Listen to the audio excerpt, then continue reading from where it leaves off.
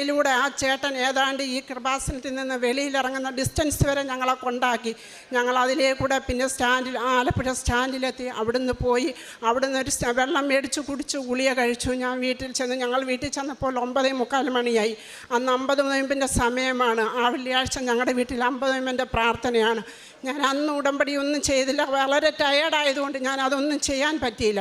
പിറ്റേന്ന് തൊട്ട് ഞാൻ വിശുദ്ധിയോടും സ്നേഹത്തോടും ദൈവസ്നേഹത്തോടും കൂടി ഞാൻ ഉടമ്പടി ചെയ്യാൻ തുടങ്ങി. എപ്പോഴും എൻ്റെ നാവിൽ ദൈവത്തിൻ്റെ സ്തുതികളായിരുന്നു.